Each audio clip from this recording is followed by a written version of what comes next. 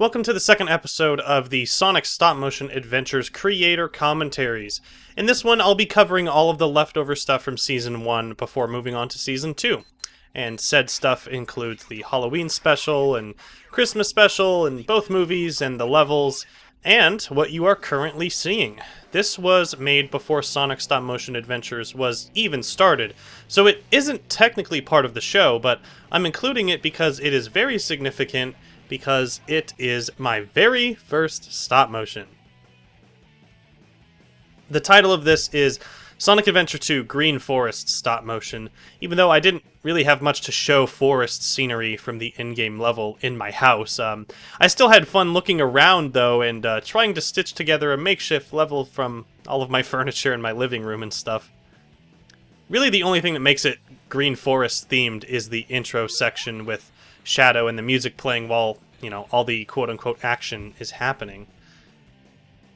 Looking back at this now is a trip, because compared to the series, there's no dialogue here, so you really get to see how much of my raw quote-unquote animation I had, like in terms of my skills in animation and stuff like that, and just how much they've improved since. It's I don't know, I've probably said it a few times, but it's night and day for sure. This was actually only made 6 days before the very first episode of Sonic Stop Motion Adventures went up. So, as you can tell, once I kind of got my feet wet with trying it, I had an itch to do more. And the level ends with the goal post, which is just a little post-it note that's just ripped in half, and here we have Sonic, and thankfully he gets an A.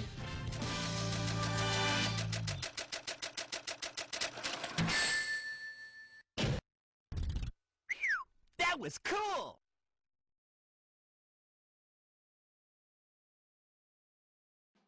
This was the very first special that I ever did for the show, and interestingly, for the rest of Season 1, there would actually be something, either a special or movie, in between every single episode. This right here was between episodes 5 and 6, and then I made the first SSMA movie, and then episode 7, and then the second movie, and then episode 8, and the Christmas special, and finally episode 9. I find it interesting myself, since it's so easy to remember these as happening in chronological order since they're numbered, but there was a lot in between. This Tails as Will Smith joke has become quite an inside joke with my buddy Marshall. Once again, Marshall, dab on him if you're listening.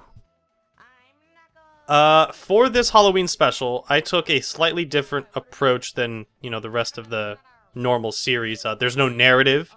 It's Sonic and Shadow kind of hosting the special itself, directly talking to the viewers, and going around and seeing what every character's costume was. Sonic even explains that it's not technically an episode, which I find funny. I really did not have any problem breaking the fourth wall so much back in the day. It's a very short special. It's just under 3.5 minutes.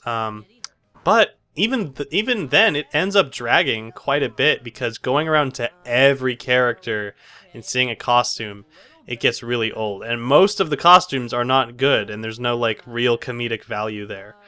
It doesn't really help that Sonic's commentary after each costume is revealed, it's so minimal, there's almost no point. It's just like, hey, what are you dressed as? Okay, that's nice. Moving on to Goku. As you could see with Mega Man right there, I used MS Paint accordingly to make every character look whatever. For most of the costumes anyway. Obviously you could tell Sonic and Shadow are recolored right here. You can actually tell that the frame kind of jitters whenever Sonic moves his arm. Like Shadow kind of moves back and forth. That's because that is the same frame of Shadow colored blue, but I just pasted it over each frame of Sonic moving his arm. And you can kind of tell if you look at the corners of the box, like it's kind of wonky.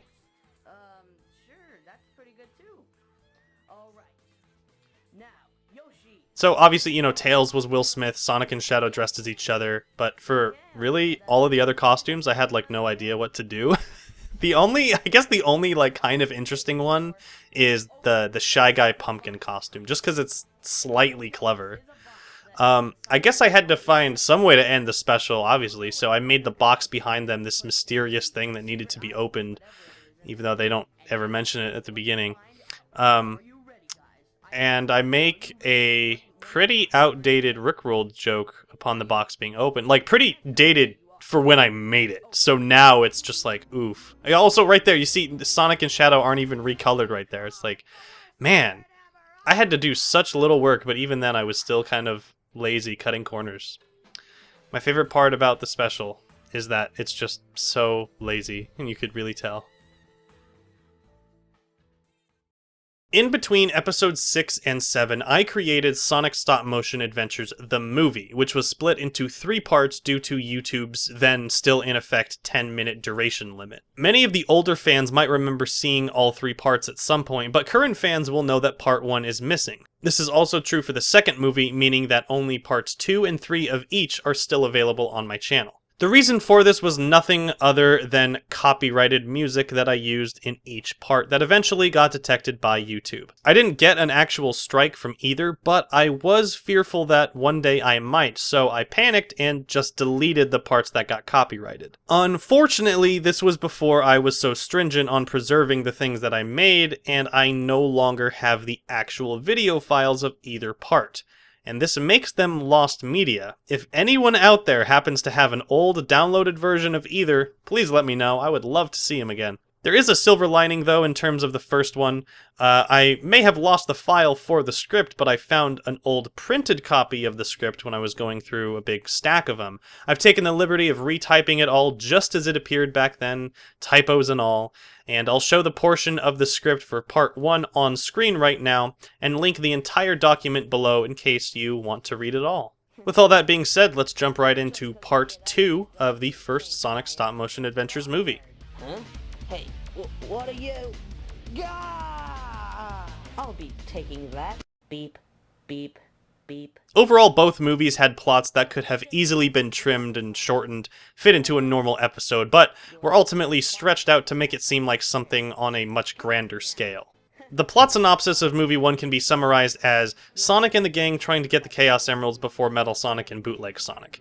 In terms of splitting it into 3 parts, the entire script was written as one unit, but I would edit and, up to the 10-minute mark, and then save that, because that's back when YouTube let you only upload 10-minute long videos. It's so weird to think about that, because now we have like 10-hour long videos. Like, it's crazy what people do now. What's also funny is that both movies were, as big as I could go at the time. Like, this is the most I could do. But many years later, like, the average runtime of both movies became pretty much the standard. It just goes to show how much my writing has developed over time and how I came to be able to write something that justifiably uses a longer runtime compared to the movies, which were so stretched out, and it really feels that way. Okay, I'm fairly certain that this was not a reference to anything in particular. I was most likely just wanting to work a cameo of my actual self into a stop motion, and I believe that's the only time I've ever done so. Right there, if you listen to that, you can hear 6 different agreements to what Sonic said. You can hear 6 different, like, yeah, yep, yeah, uh-huh, yep.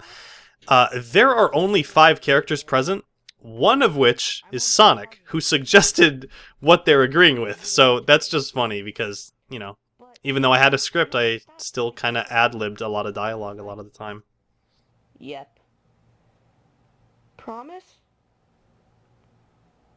Sonic? Promise, Tails. Promise. Here I can really see the early potential I had for writing, at least in the series. It kind of comes off in a ham-fisted scene nowadays, but it was a small, tiny little glimpse through the crack of, what I would be able to do later and, making characters less one-dimensional. As I mentioned in the previous batch of commentaries, early episodes were not at all scripted, but this is where everything changed. The movie is where I started writing down my ideas before taking pictures of them. It's funny how that works, isn't it? While I had gotten away with not doing so up until this point, making something as long as this movie turned out to be practically impossible without first writing a script. I still have a memory of starting to actually write the script, maybe because I subconsciously knew it was pretty monumental. If you go back to that shot, by the way, you could see Shadow's like foot at the bottom right corner. Like I moved them, but I didn't move them not nearly enough. Something interesting I noticed after all these years was that the more the quality of the episodes improved, the less ready I was to show people. And by people, I mostly mean my family. In the first couple years of my show, every time my extended family got together for Thanksgiving or Christmas or something else, I would be eager to show them like all my latest entry in the show. It's funny to look back at that now from their perspectives, being as old as I am now, especially when it came to these early episodes. When they watched them, they were probably just like stirring and waiting for them to end. Like, oh my god. They were respectful, don't get me wrong, but you know, back then I showed them this and the Christmas special. They probably weren't thinking it was going to turn into what it did, and in all honesty, I probably didn't think that either. The fascinating part of that, though, is that the better my content got, the less pressing it became to show them all. Maybe because at the beginning, you know, I was a little kid excited to show everyone something I made, but there was a direct correlation between myself growing up and the quality improving, so maybe I didn't seek the validation that I had when I was younger. Or maybe I was getting more, you know, validation in the comments, and that kind of satisfied me or something. Or maybe it's because I came to realize that my entire family does not know the entire history of Sonic the Hedgehog lore, and didn't want to bother them and force them to watch something like this. It's probably a combination of those two things. Get moving. Alright guys, I know where the last one is. It's in that pile of rocks. This is during the era when I didn't use any sets, and I specifically remember my mom getting a kick out of seeing where the characters were in each scene, because, you know, it's my mom and dad's house, so, like, she'd just be laughing about, like, the gang on the washing machine, or on the counter, or the table, or the carpet, like, anywhere. I remember she was entertained by that. That thing that Tails has is an emerald radar that tracks their position. Because, you know, whatever, Dragon Radar, ripoff. I made it from a single Pog. Anyone remember those? I don't. I just remember my friend having some. But I put some paper and colored a design on the paper, made it look like something. No, not that. When the Black Emerald appeared, my ZX Power Drive radar went crazy. Could that mean? Tell me, Sonic. Did you Yes, the ZX Power Drive, a plot device from that, you know, came from this movie that got Zero tangled up into the plot. I love how right here Sonic says, "Oh, nothing happened when I came into contact with the Black Emerald," and then he pauses, and then he's like, "Oh, wait, but I did feel a slight increase of power."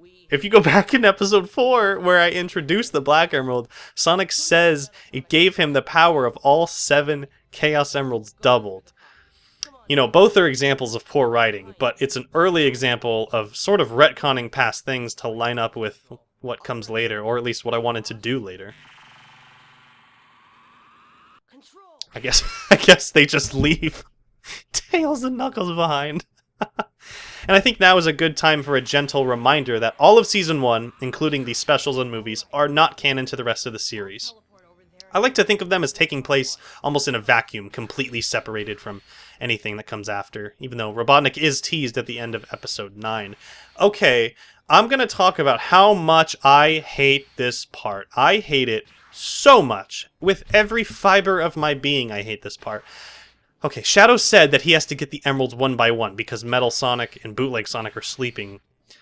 But, like, dude, this teleporting sound effect gets old real quick. And yeah, he could have just grabbed them all. Like, dude, you're not fooling anyone. Also, the first time he teleports away, he doesn't actually even disappear from the frame. I just kind of find that funny.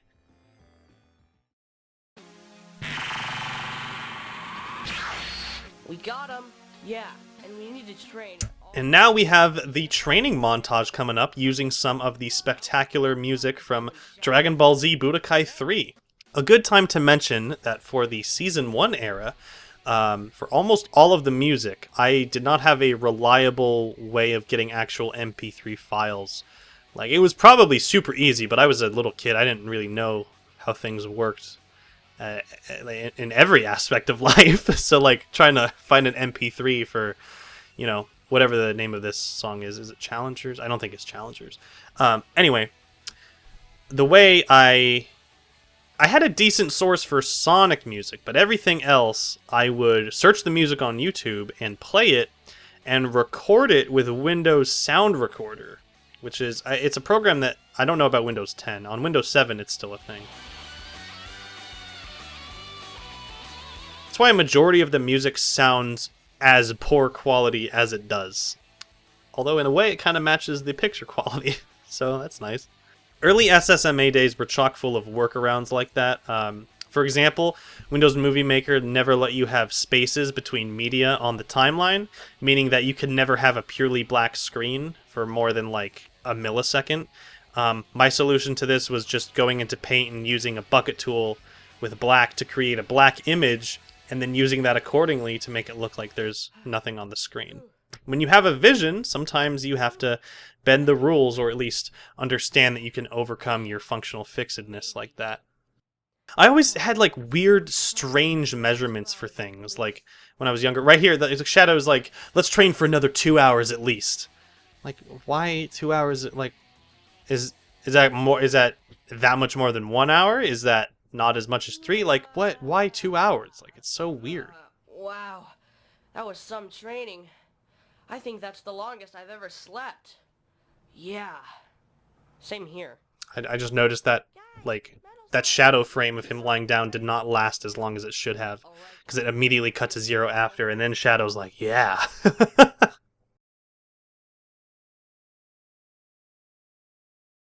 Alright, Fakers, are you ready to lose? Even if we go down, we're taking you idiots with us. I highly doubt that. Each part of the movie was released as it was completed. Like I said before, this was before the time of me making like actual trailers for each episode. I started that, I think, well, with the second movie, and then it became commonplace, like with episodes 9 and 10. Sonic and Shadow using their super forms is, of course, pulled off digitally. If you weren't able to tell, because it's so seamless right here, isn't it? They just blend in so well with the environment. Jokes aside, this was really the only way to get them to look like they had actually transformed, or at least do so and look like the same figures.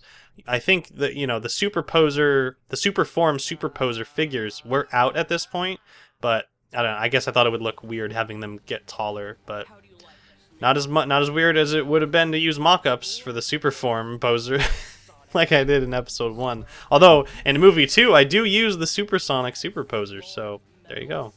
As you can see on both of them, I used like a different technique for each figure. I colored Shadow like solid yellow, just like I had done previously in episodes 5 and 6. But for Sonic, I played with the colorizing tool in GIMP so that he would keep like a level of detail.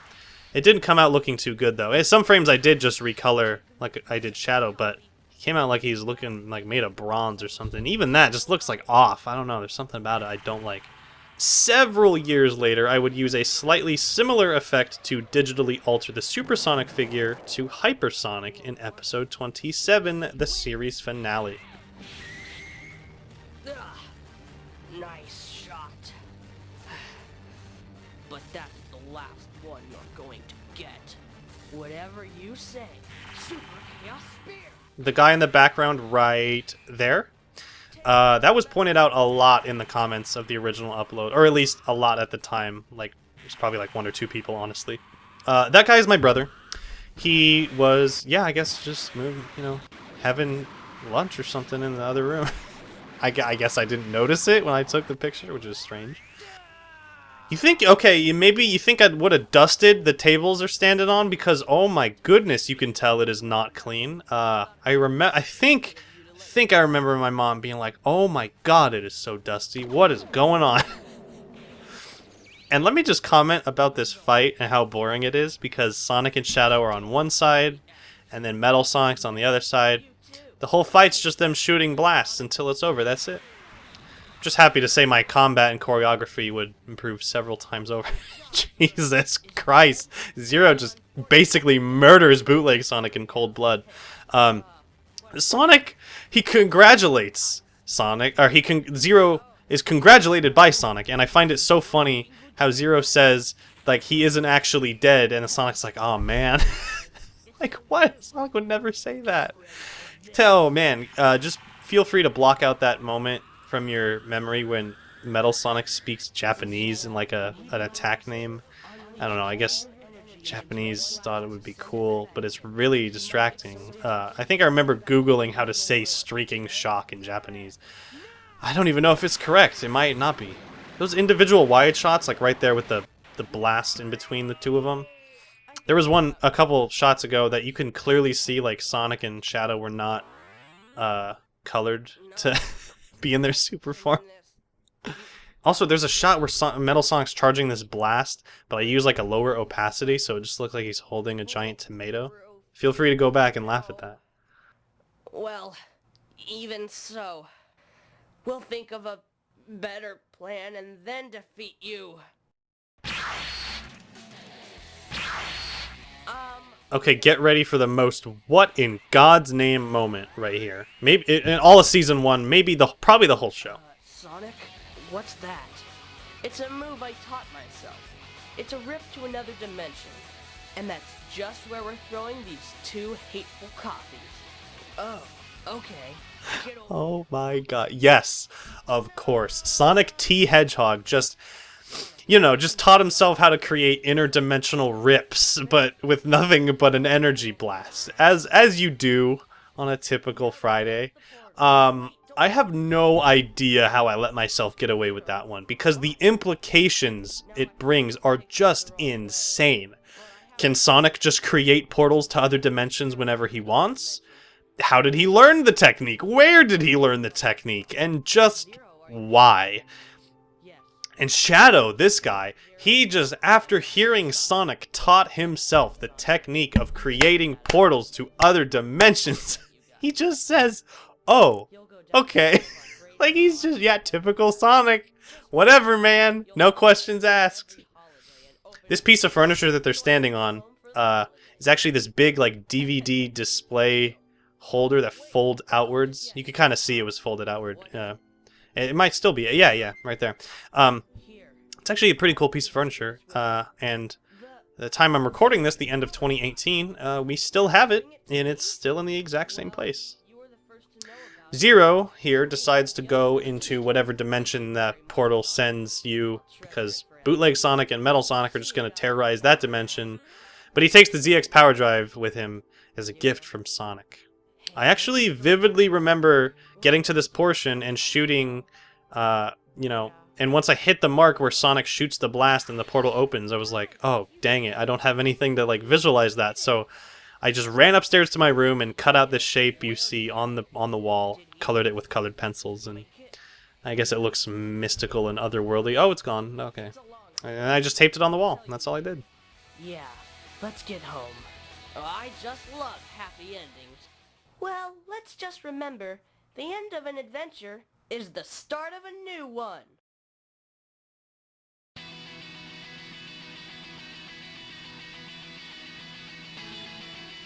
Back to what I was saying before, this is a running trend in comparing Season 1 to later episodes, especially Season 3. They look so detached from one another that it's almost as if they were made by different individuals. I think this is in part... Also, enjoy these frames from like the first part of the movie, because they're all that exists anymore. RIP. I think, the different look is accomplished in part because, I was using different figures back then. If the characters were uniformly represented by Jazzwares the entire show, it wouldn't look so out of place. Like, it wouldn't stick out like such sore thumbs. The fact that I started using sets definitely adds to that. In the description, I say, do you guys know how long this movie took overall? 8 to 9 days of taking pictures and 4 to 5 days of non-stop editing. Wow. Which seems really funny by today's standards, because that chunk of time is like absolutely nothing compared to how long later episodes would take, especially the last two, which easily took the longest. But yeah, at the time this came out, this was my most ambitious project when it came to the show, and looking back on it in a nostalgic light, 9 years later is odd, to say the least.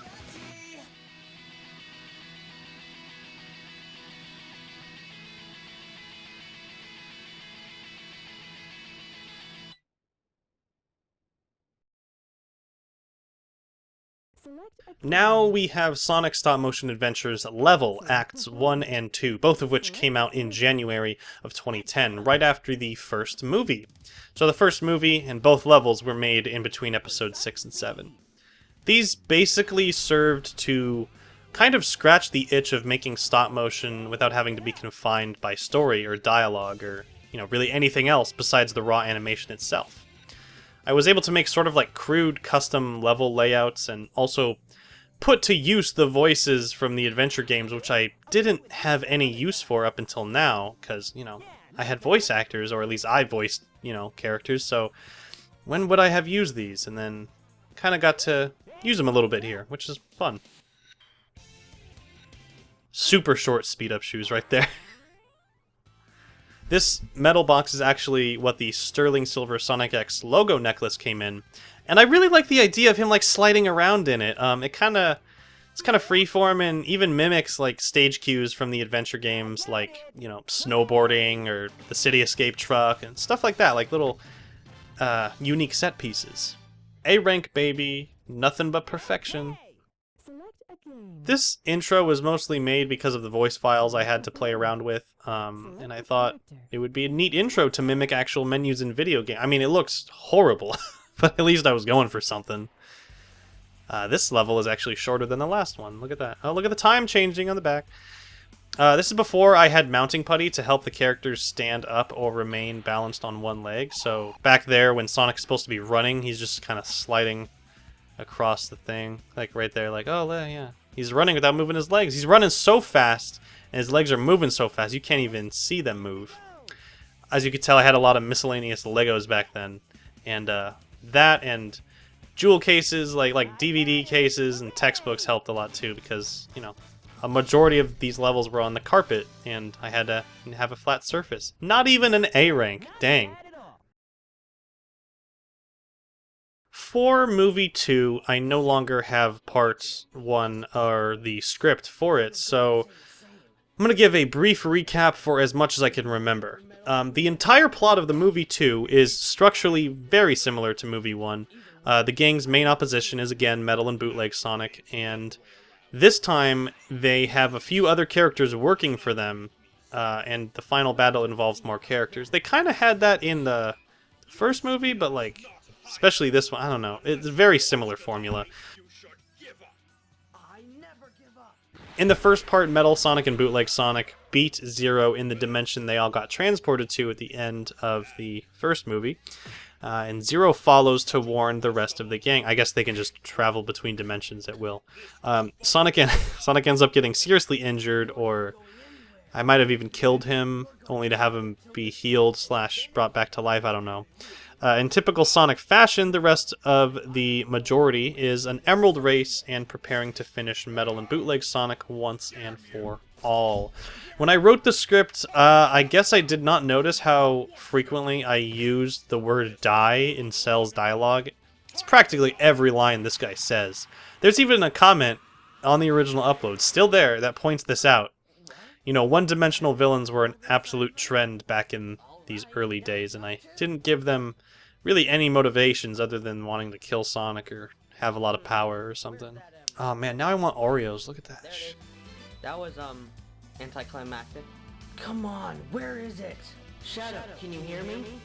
Yes, loud and clear. Characters just, demonstrating thought speak capabilities here, kind of similar to what is seen in parts of Dragon Ball Z. It isn't hard to see Dragon Ball being a major influence on many aspects of the show, especially when it comes to, the show in its infancy. Whenever characters can, have the ability of thought speak, I tend to think of the book series Animorphs, which they also have that power. I think it's literally called thought speak in that series. No, you won't. Sonic, win! This is without a doubt one of the most questionable moves that I made back then.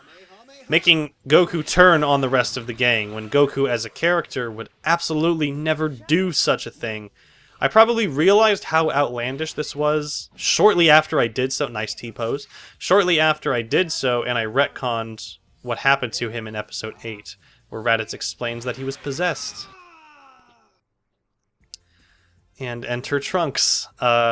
who helps the gang for the rest of the movie, who also says Goku needed to die. Like, when I was first writing, almost absolutely not a single one of the characters fit their established traits or morality or just overall character shown in the series they originate from.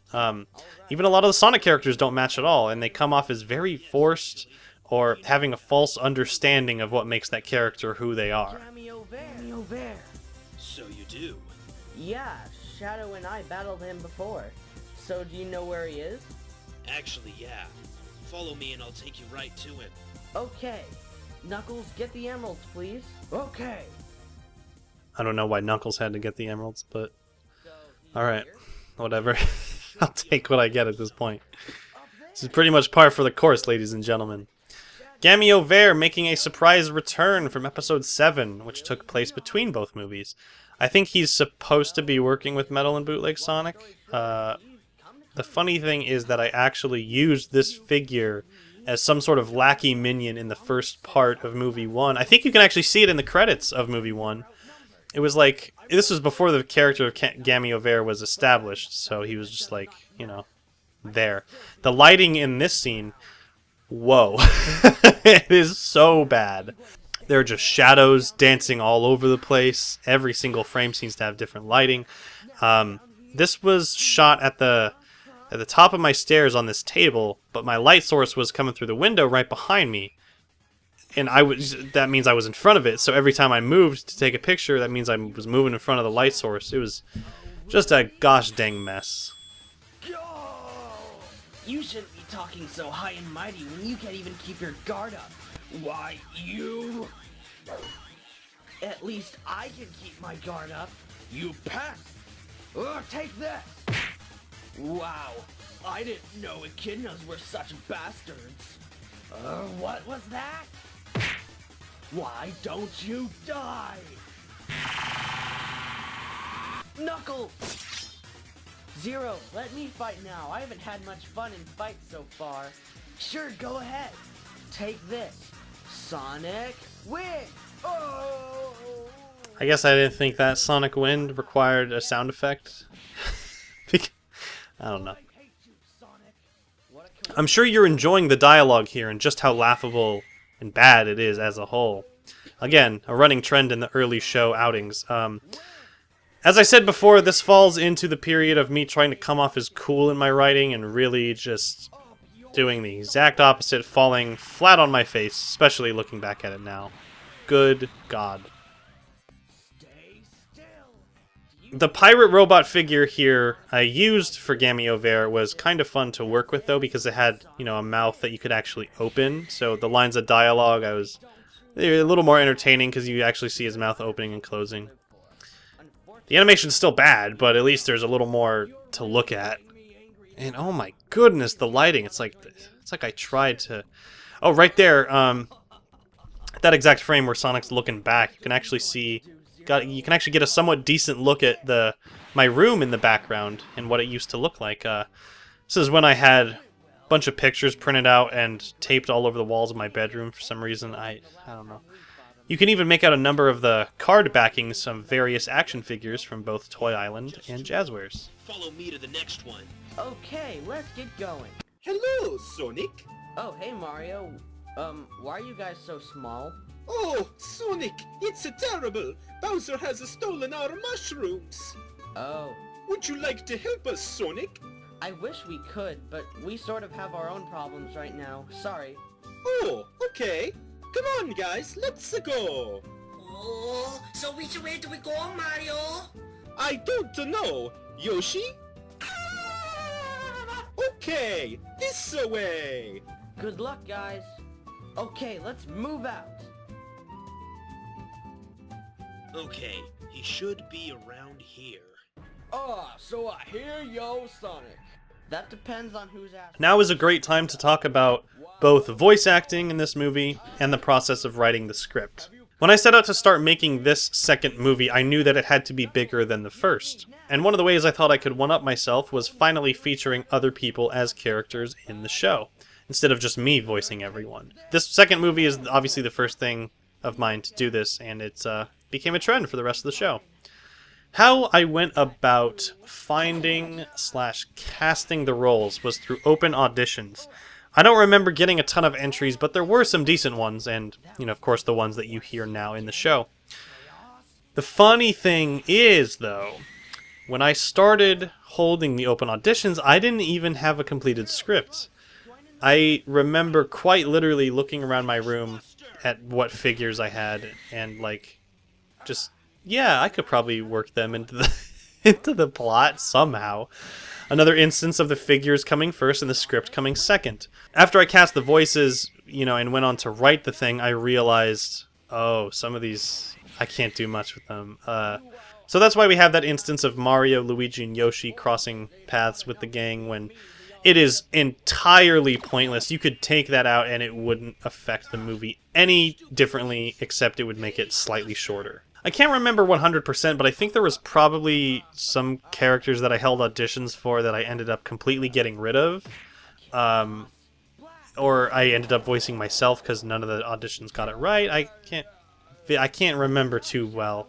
When it comes to Boo's voice right here, I mentioned in the description that it was apparently a last-minute decision, which makes sense because like he's got like some sort of a Texas accent. It's probably not Texas. I don't know. It's something. Not Boo's voice. I was probably just trying to vary my voice as much as I could because I was voicing still a lot of characters. So, you know, let's try to make it sound different. Where is he? Here! Why, you? Oh, hey, that hurt. Good. Let's see if this one will. Oh, yeah, it did. Sonic, I'll leave him to you. Can you take him? He's just a chunk of cheesy hardware. I could take him. Sonic, win! Oh. Oh. Knuckles, wanna finish him? My pleasure. Okay, that one seriously hurt. You sure are weak.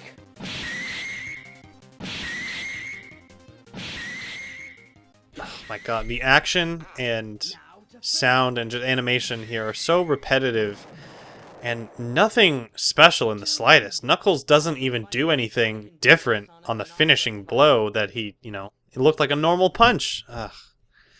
Early animation, I tell ya.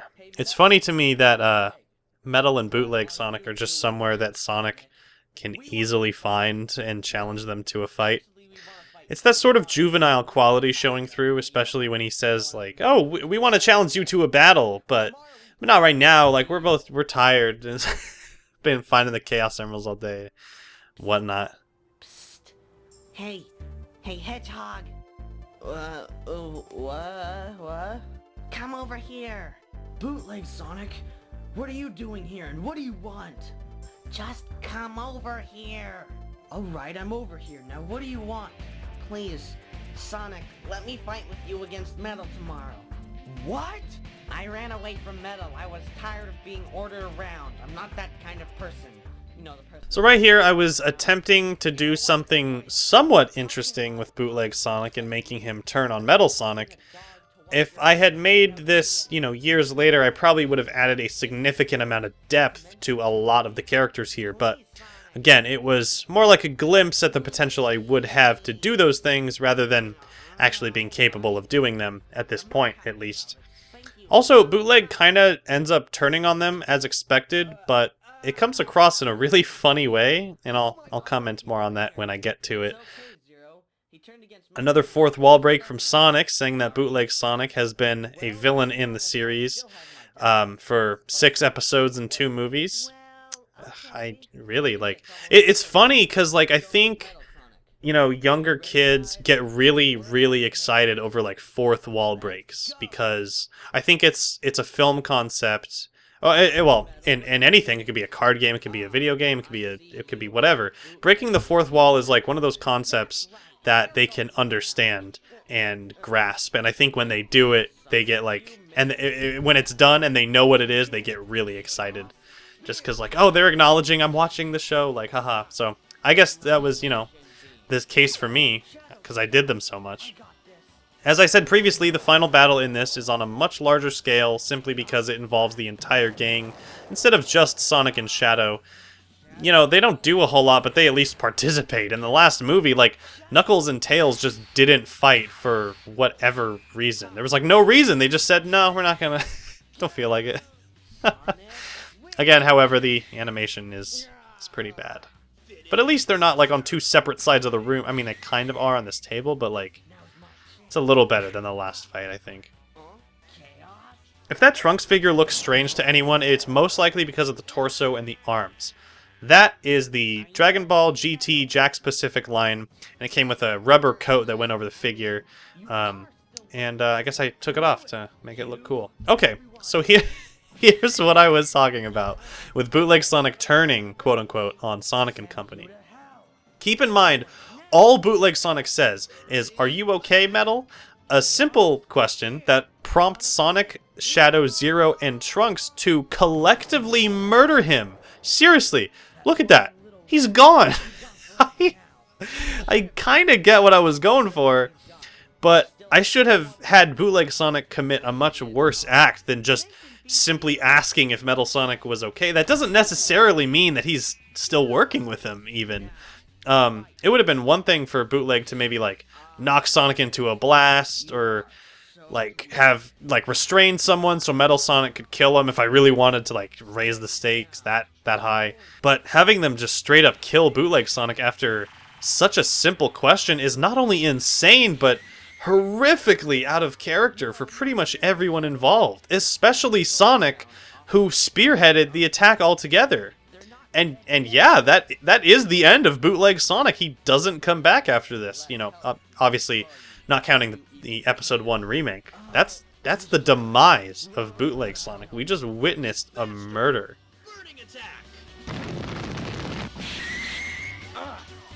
Finish Buster. What? That's my...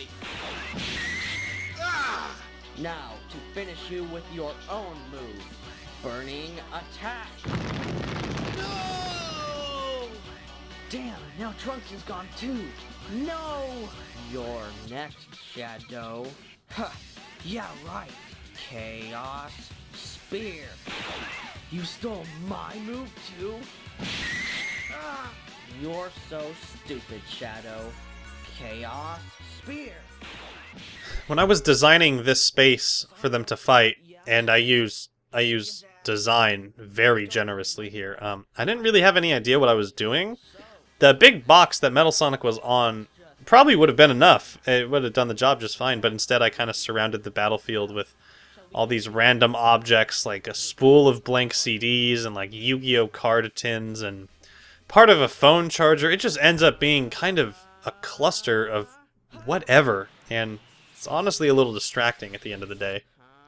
So, you know, going back to what I was saying last episode about using the Superform Superposer, yeah, it's still kind of weird, but I think it works with having just Sonic versus this powered-up, taller Metal Sonic, because they both kind of change scale, so, like, it's not super noticeable. You know, if it was, like, other characters and, like, Sonic was just, like, so much taller, then it would have been weird. Bring it on!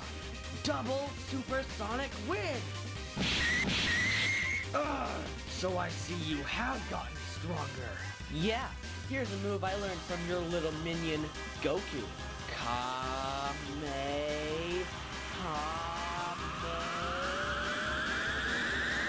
What? How did you learn power? Well, seeing how it's almost the end of Season 1, I'll say some final words on it before covering the Christmas special. These commentaries are one of the things I was most looking forward to doing upon finishing my series.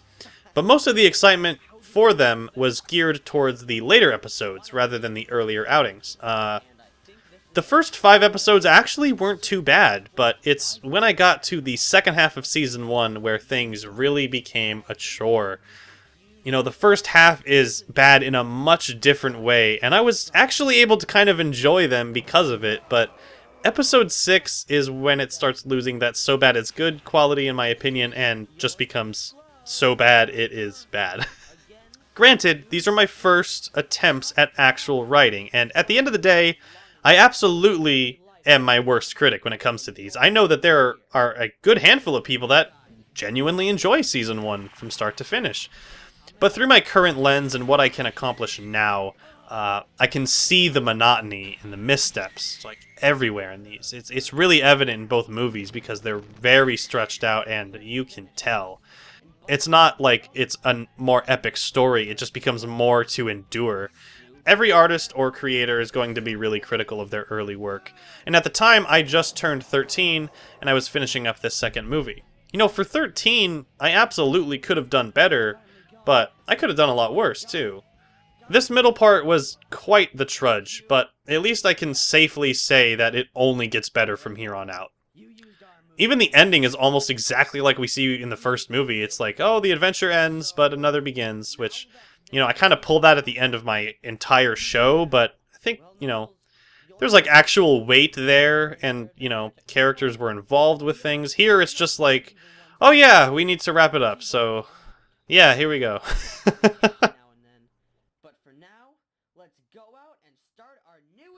Not knowing how to start an each episode or movie was a major hurdle in not only the beginning, but it even lasted a good way into the series, you know. Sometimes you really don't know how to get the ball rolling and take it to where you know you want it to be. But other times, the inverse is true. You know how to get it moving, but you don't know where to take it. Thankfully, the closer I got to the end of the entire series, this was no longer an issue, as I had very specific story beats planned and clear ideas of what each episode was going to be like. Some veteran fans might remember the fact that the credits are uploaded separately from the final part of the series, since both together would have been over the 10-minute mark. However, this is right when YouTube started introducing the deluxe 15-minute mark, and I was granted uploading longer videos before the final part went up. I think I was just hesitant to use this, however, and naively decided to split them when, like, who's gonna watch the credits? Well, I mean, like, I guess 10,000 people, but that's 10,000 people over how many years? That's 8 years, so 8.5 years. I don't know, it's weird having the credits all separate like this. And also, you can really tell that in the credits and also on the title cards starting in the Christmas special and everything, I used, like, my whole thing was like, oh, I gotta use different colors for everything, like all the text, and it's really, like, bad looking. Like, just use the same color, just stick to one color. But hey, that's all I've got to say about the movie 2, really. So enjoy the rest of the credits, and I'll see you in just a few seconds in the Christmas special.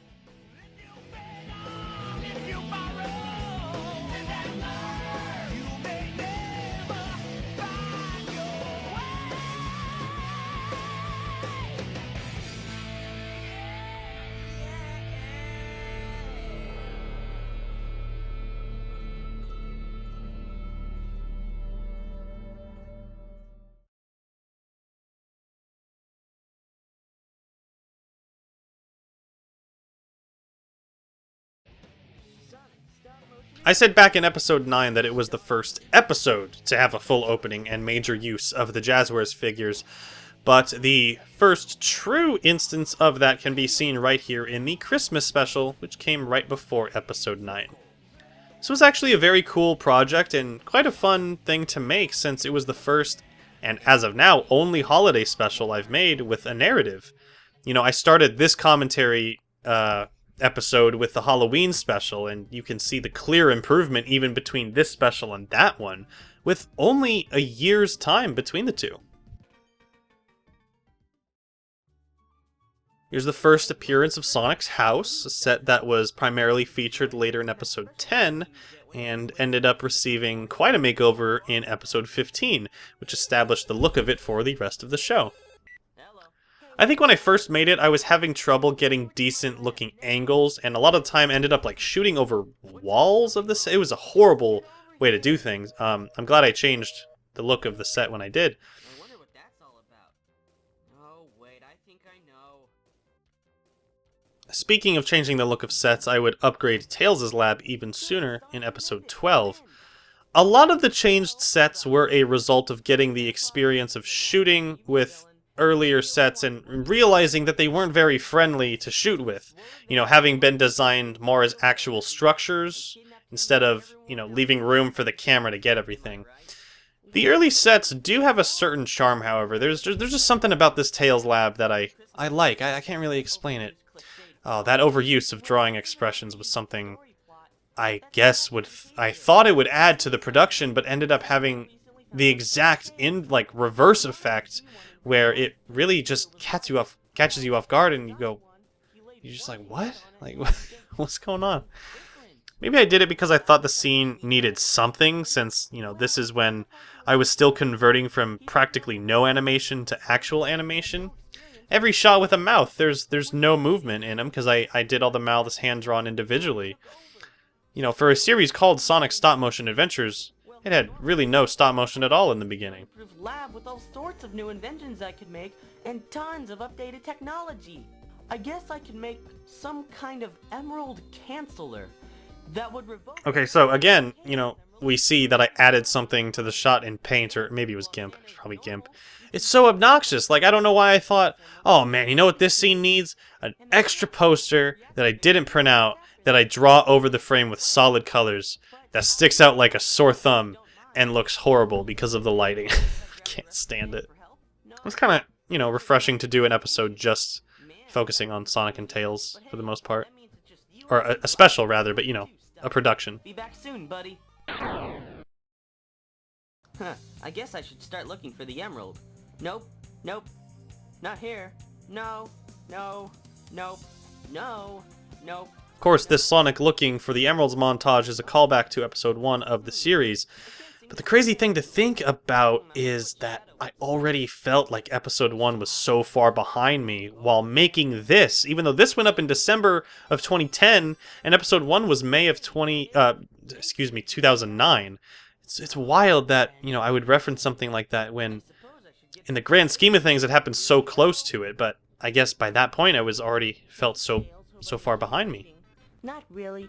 Here, let me have that emerald and give me a few minutes to finish this invention. Alright, I'll be waiting outside. I remember getting the sound of that. I think it's like an air wrench or something. It was like, yes! That's the exact sound that I need. I was really happy about it.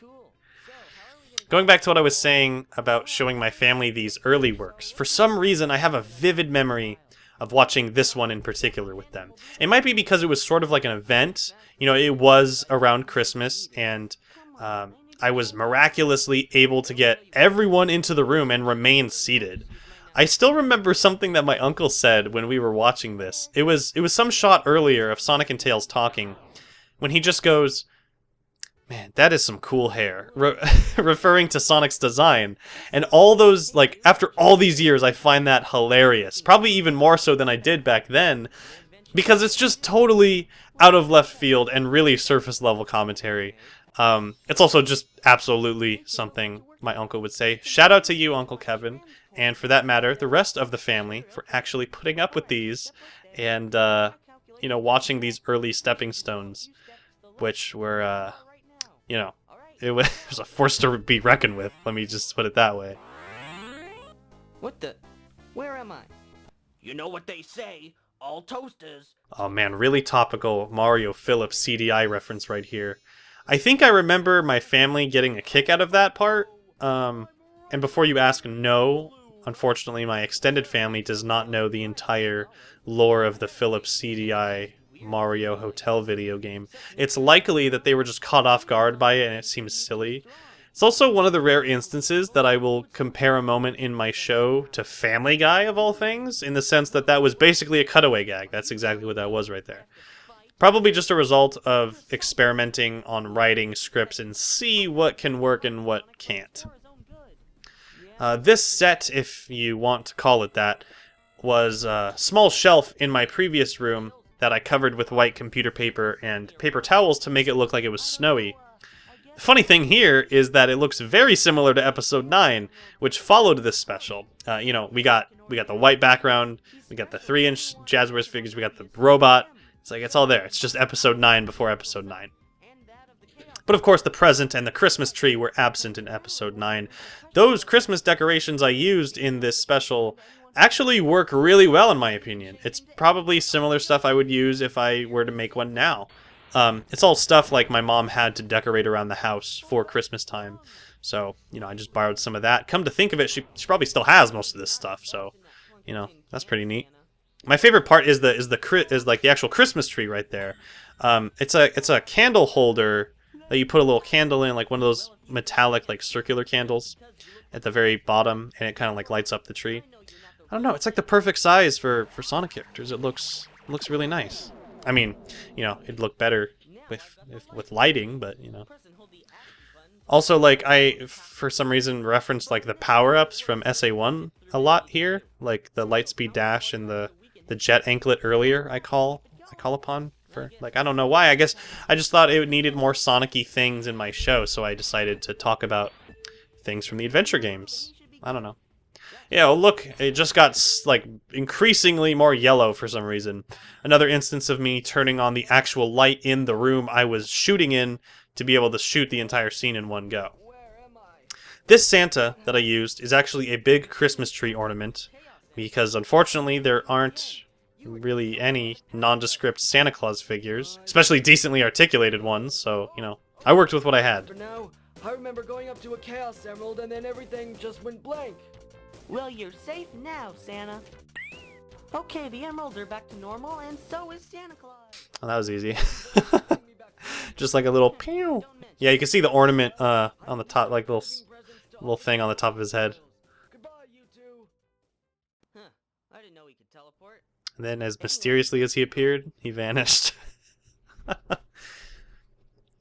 The drawing on the frames right here at least makes a little sense, kind of like giving them funny Santa hats, but it's also like, well, they don't have them in the next shot or the previous shot, so, you know, what's going on there? Well, this just about wraps up everything from Season 1 of Sonic Stop Motion Adventures.